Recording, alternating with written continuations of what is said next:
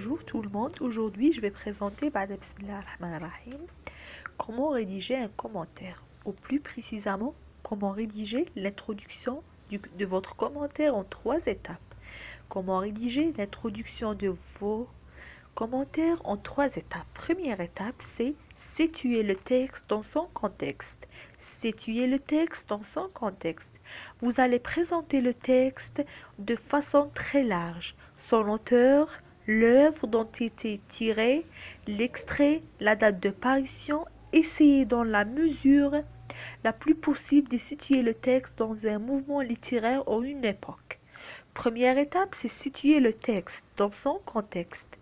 Vous allez présenter le texte de façon plus large. Son auteur, l'œuvre dont est tiré, l'extrait, la date de parution. Essayez dans la mesure la plus possible de situer le texte dans un mouvement littéraire ou une époque.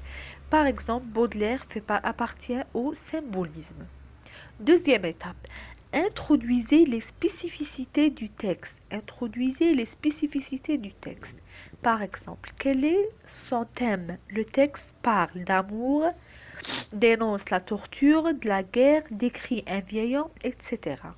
Quel est son genre? Théâtre, poétique ou son registre littéraire? Comique, pathétique, lyrique, polémique, etc.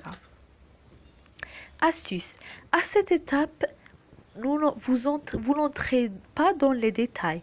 Vous évoquez uniquement les grandes caractéristiques du texte. Donc la deuxième étape, introduisez les spécificités du texte. Quel est son thème? Le texte parle d'amour, dénonce la torture, parle de la guerre, décrit un vieil homme, etc. Quel est son genre? Théâtre, poétique, etc. Son registre littéraire, comique, polémique, pathétique, lyrique, etc.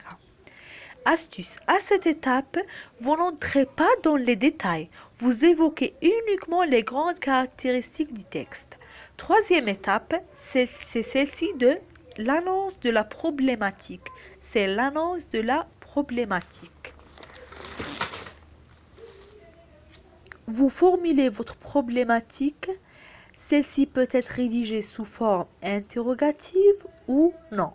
C'est vous qui choisissez. Vous formulez votre problématique. Celle-ci peut être rédigée sous forme interrogative ou non. C'est vous qui choisissez. Vous introduisez votre plan 2 ou 3 parties au maximum. Surtout, ne donnez pas vos sous-parties A, B à cette étape de l'introduction. Vous introduisez votre plan 2 ou 3 parties au maximum.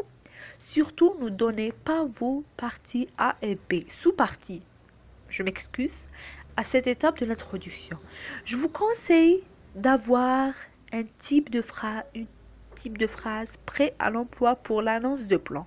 Cela vous permet de rédiger une introduction sans perdre de temps. Je vous conseille d'avoir un type de phrase prêt à l'emploi pour l'annonce de plan. Cela vous permettra de rédiger une introduction sans perdre de temps.